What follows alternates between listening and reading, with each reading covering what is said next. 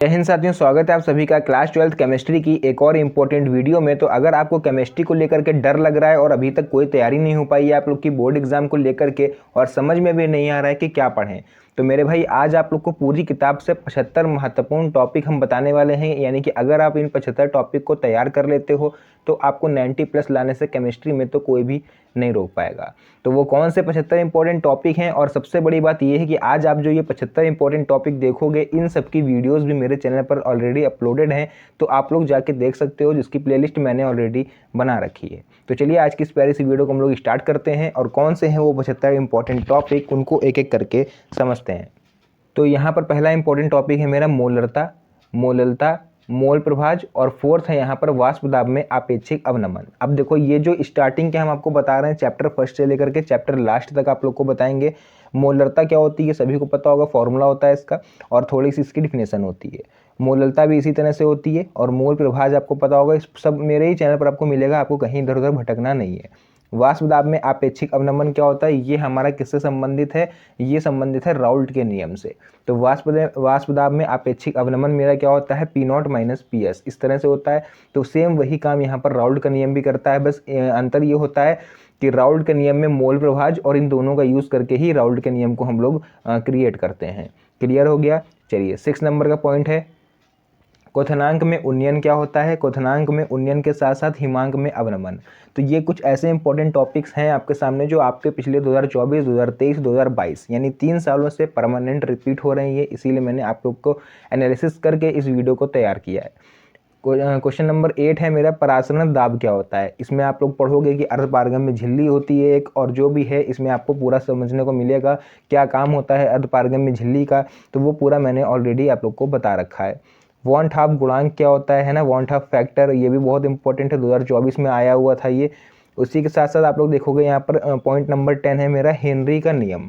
तो देखो ये जो नियम होते हैं, चाहे राउल्ट का नियम हो या हेनरी का नियम हो, हार्डी सुलजे का नियम हो या फिर कोलराउस का नियम हो, तो ये सभी नियम मैंने ऑलरेडी स्पेशल वीडियो बनाई है इन 4 नियम को लेकर के। आप लोग मेरे चैनल पे जाओगे, मोस्ट पॉपुलर वीडियो है मेरे चैनल की इन्हीं 4 नियम को लेकर के, तो आप लोग उसको देख सकते हो और आसानी से समझ सकते हो कि आपको बोर्ड एग्जाम में कैसे करके आना है।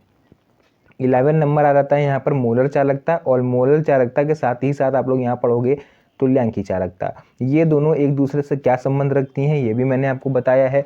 तो आपको क्या करना है, केमिस्ट्री के chapter wise important one shot मैंने बना रखे हैं, यानी चैप्टर 1 विलियन का, रासायनिक बलगतिकी, और भी जो आपके इंपॉर्टेंट चैप्टर हैं सभी के मैंने ऑलरेडी वन शॉट वीडियो बना रखे हैं। आप लोग जाओ और मेरे चैनल की प्लेलिस्ट है वहाँ पर जाके देख सकते हो। तो ये 12 नंबर टॉपिक हमने बताए, अभी और बचे हुए हैं, उन सभी को आपको देख के जाना है।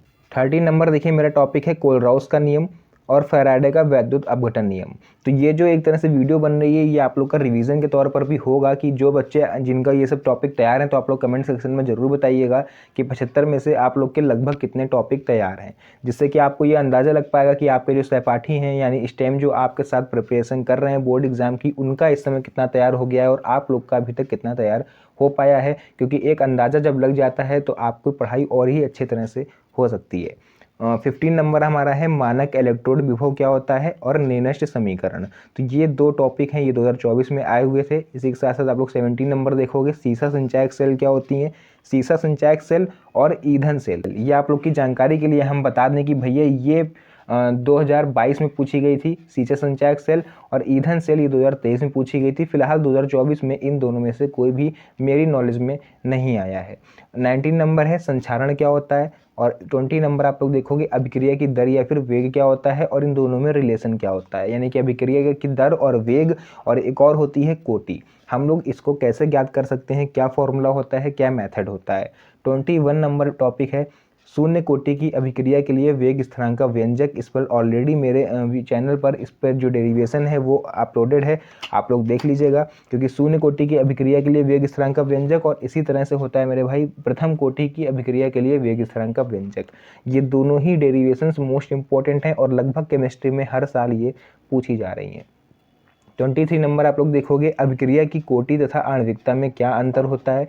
तो अंतर केमिस्ट्री के जितने भी अंतर आप लोग के हैं, चाहे वो फ्रैंकल दोष और शॉर्टकी दोष में हो या फिर कोटि आणविकता में हो, डीएनए आरएनए में हो, है ना, अब किसी भी चीज़ में हो, मतलब पूरे अंतर भी मेरे ही चैनल पर आपको मिलेंगे।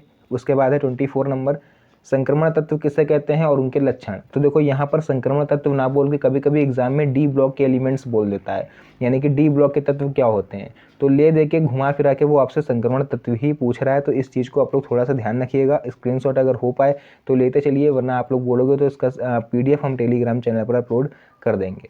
25 नंबर है आंतरिक संक्रमण तत्व तथा उनके लक्षण क्या होते हैं। 26 हो जाएगा लेंथेनॉइड संकुचन।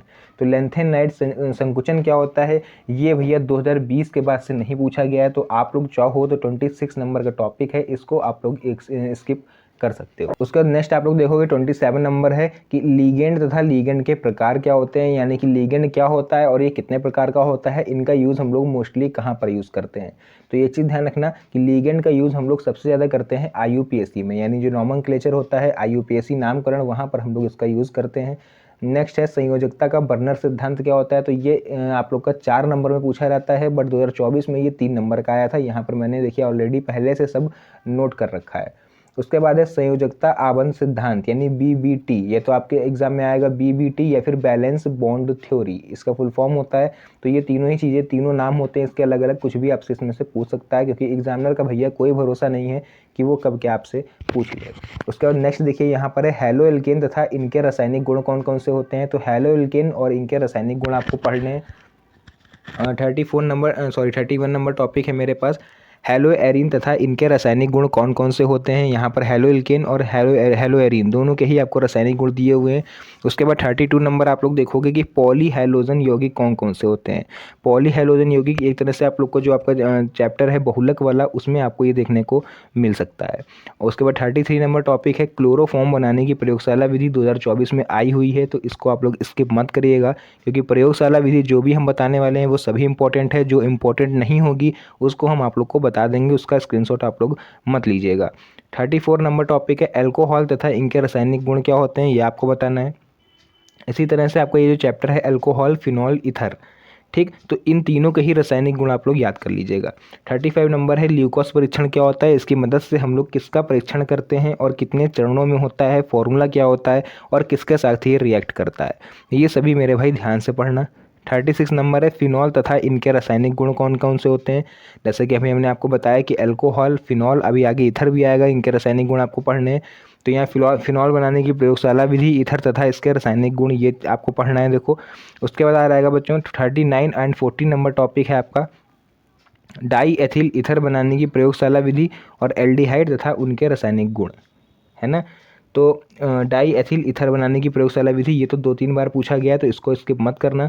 एल्डिहाइड के रासायनिक गुण आप लोग चाहो तो ये स्किप कर सकते हो, क्योंकि ये इतना ज़्यादा इंपॉर्टेंट टॉपिक है नहीं और पिछले 3 सालों में ये एग्जाम में कहीं भी नहीं दिखा है।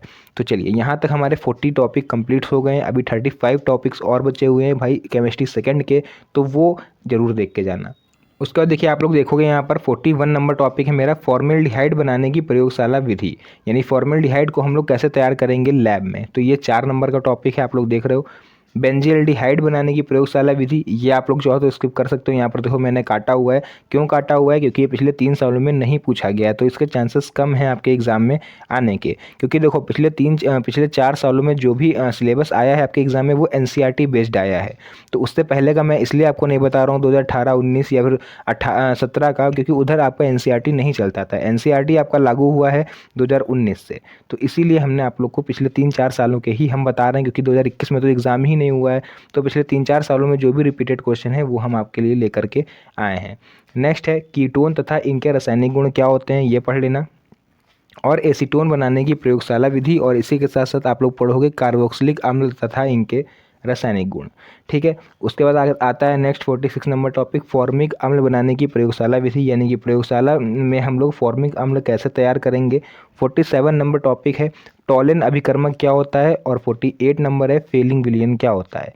तो देखो अभिकर्मक और परीक्षण वाले क्वेश्चन जरूर तैयार करना, जैसे कि इसमें है टॉलिन अभिकर्मक और एक होता है ल्यूकोस परीक्षण, अभी हम लोगों ने पढ़ा, और ये है फेलिंग विलयन। तो ये इस तरह के जो भी इंपॉर्टेंट टॉपिक हैं इसको आप लोग जरूर से तैयार करिएगा, ठीक है। उसके बाद देखिए 49 नंबर टॉपिक है मेरा एमीन तथा इनके रासायनिक गुण कौन कौन से होते हैं। इसी के साथ साथ है एथिल एमीन बनाने की प्रयोगशाला विधि, यानी कि एथिल एमीन को हम लोग कैसे बना सकते हैं। तो मेरे भाई आप लोग इसको भी स्किप कर देना क्योंकि ये इतना इंपॉर्टेंट है नहीं।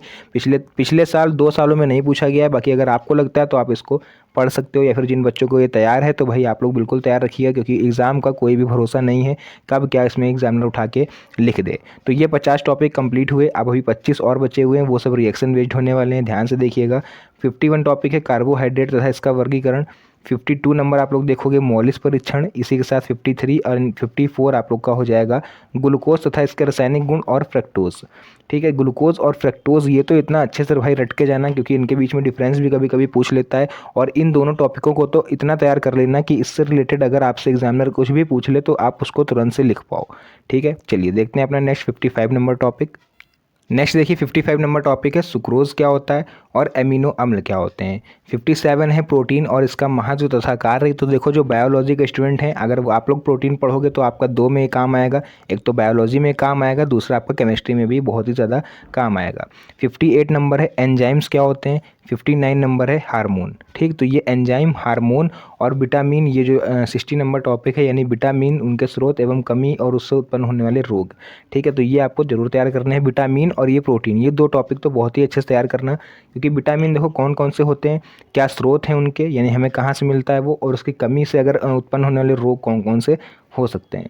ठीक है, तो 61 है डीएनए की द्विकुंडलित संरचना। इसमें हो सके तो भैया डायग्राम बना देना।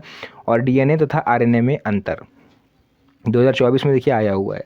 अब यहाँ से रिएक्शन वाला पोर्शन स्टार्ट होता है। तो जितनी भी नेमिंग रिएक्शन है मैंने यहाँ पर नोट करी हुई हैं। एक है वुड्स अभिक्रिया, सेकंड है वुड्स फिटिंग अभिक्रिया, फिर आ जाती है हुंस-डिकर अभिक्रिया, हेलोफॉर्म अभिक्रिया, राइमर-टीमन अभिक्रिया एंड विलियमसन संश्लेषण अभिक्रिया। तो ये 68 नंबर टॉपिक खत्म हो गए। अभी और बचे हुए हैं 7 टॉपिक्स, उनको आप लोग देख लीजिए। तो यहाँ पर देखिए 69 नंबर टॉपिक है कोल्वे स्मिट अभिक्रिया क्या होती है, एल्डोल संघनन क्या होता है, कैनिज़ारो अभिक्रिया, क्लीमेंसन अपचयन, ये आप लोग स्किप कर सकते हो, कार्बिल एमिन अभिक्रिया, हॉफमैन ब्रोमाइड अभिक्रिया क्या होती है एंड 75 लास्ट नंबर टॉपिक है स्मिट अभिक्रिया क्या होती है। अब यहाँ पर एक चीज़ थोड़ा ध्यान से सुनना क्योंकि 75 नंबर टॉपिक तो खत्म हो चुके हैं।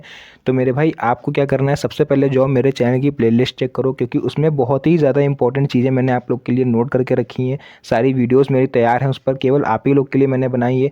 आप लोग जाओ इसको देखो, अभी नोट्स बना लो क्योंकि अभी बहुत ही टाइम है आपके बोर्ड एग्जाम होने में, क्योंकि दिसंबर में ये वीडियो बन रही है। मुझे नहीं पता आप लोग वीडियो को कब देख रहे हो, जनवरी फरवरी या एग्जाम से 2-3 दिन पहले।